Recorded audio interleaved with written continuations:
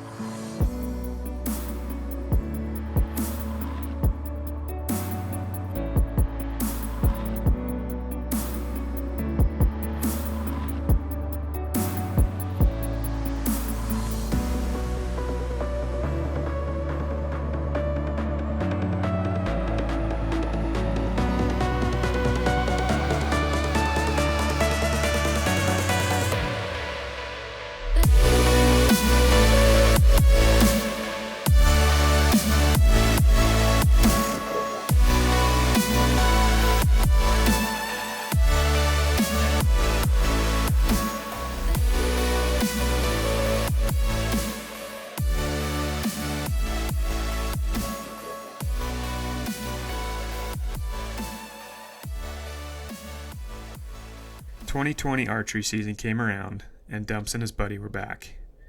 Dumps was really impressive this year, but we still felt Buddy needed one more year. Again, hunting pressure was high. It's just the reality you face on a general season Utah public lands. After 7 straight days of hunting, both bucks seemed to have disappeared. Finally, that day, Josh caught a glimpse of 2 bucks in some dark timber. We threw the spotting scope up, and we were relieved to see both bucks were still alive and together. Fortunately, our dad was in the perfect position on the backside of their bedding area. Due to swirling winds, he decided to be patient and wait them out. As luck would have it, both bucks began to walk up and right towards him. Dumps came last, but had walked on a different line. With no time to range, our dad made a guess, and unfortunately, it was a high, clean miss. It wasn't long after that Dumps had began his migration and found himself on the Ponsagon unit and was harvested by another hunter.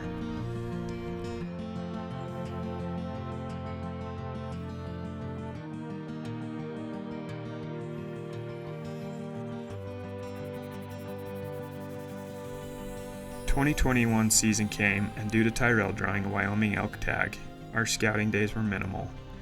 With plans to spend a lot of time in Wyoming, we planned on having minimal time to hunt the archery hunt as well.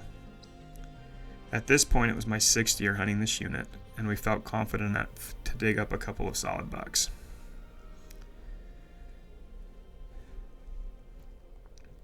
We battled the opening weekend hunting pressure, bucks running every direction, and could only see one 3x4 that was worth chasing. By day 4, some of the hunting pressure seemed to let up.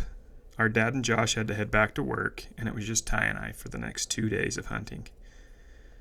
After an entertaining morning chasing the big 3x4 with a blown stock, Ty and I split up to glass some beds mid-morning.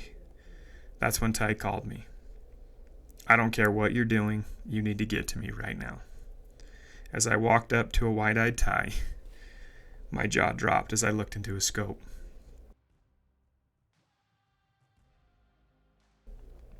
I told Ty, "Well, we can't kill him from here." Without taking his eye out of the scope, he said, "You need to go."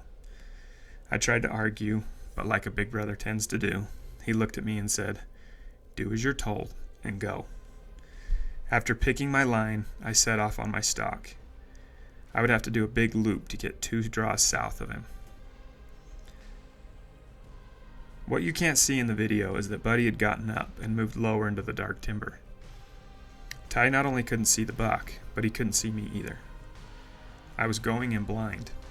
Knowing the area, I knew the face he was on would be the only source of shade for the long 90-degree heated southern Utah day.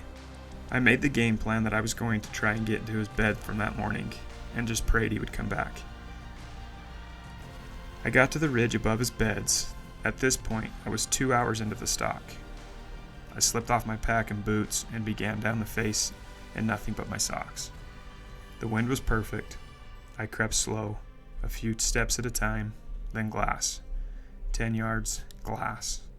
10 yards, glass. I could hear my dad in my head, my childhood hero and the wisest hunter I know. Be patient.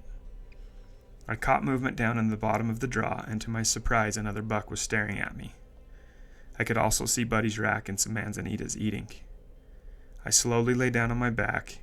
The sun was baking on me as I lay there for nearly 20 minutes without moving. Both bucks slowly moved lower in the drainage and out of my sight. I used the steep face to my advantage and began moving very slowly and lower down the face. I made it to Buddy's morning bed, and just as I started glassing down, I caught a glimpse of his rack in the sunlight. He was 70 yards under me with a steep drop-off heading to me. I crouched and nocked an arrow. He stepped up onto the same slope I was on and turned broadside. With his head behind a tree, I ranged 60 yards. I stood and drew, and I had a 12-inch gap between two ponderosas exposing only his vitals. I found my anchors and let out a slow breath. As I settled my 60-yard pin, I pressed my thumb onto the release, sending my arrow through the gap. With a loud crack, I watched Buddy drop out of sight down the face. I immediately thought I'd hit a tree. As I started creeping down, I noticed the other buck sprinting across the hillside, but he was alone. As I got to the edge, I saw Buddy's head bounce off the ground. I'd hit him, not the tree. Adrenaline hit me and I sprinted up the hill to my pack to radio Ty. I let him know that I had just smoked him, and he told me not to move and began sprinting to me.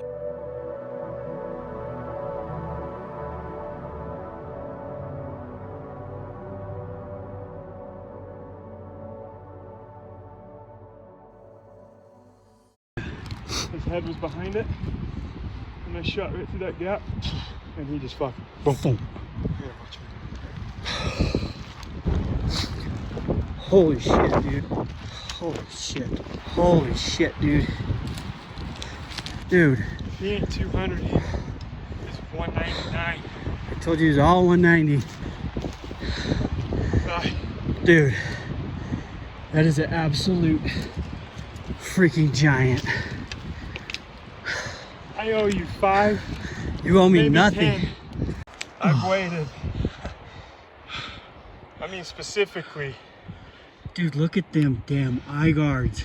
I mean, specifically, I've waited 8 years, 7 years to kill something like this. You know what I mean? Yeah. Like,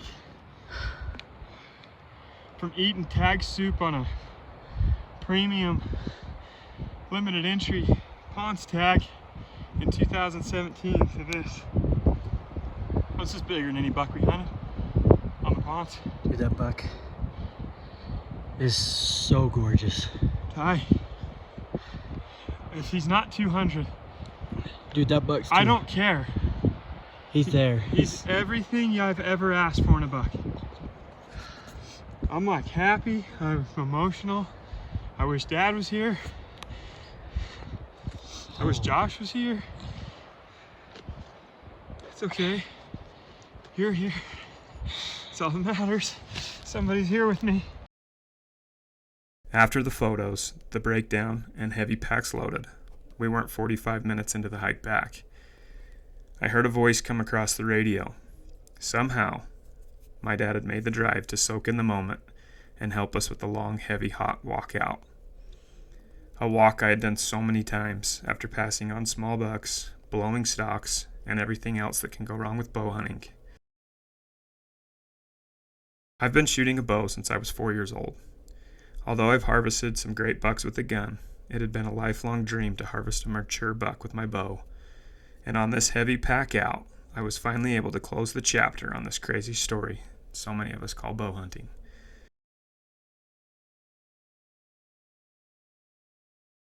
I've never been one to care much about score, but a year later, I received a phone call from the Pope and Young. They informed me that my buck was in the top 5 biggest velvet typicals killed in the world in the last 2 years that had been submitted into the Pope and Young. There were bucks from all over the world, and sitting up there being displayed with them was my buck from the highly pressured public lands of a general season unit in Utah. It was honestly an unforgettable experience.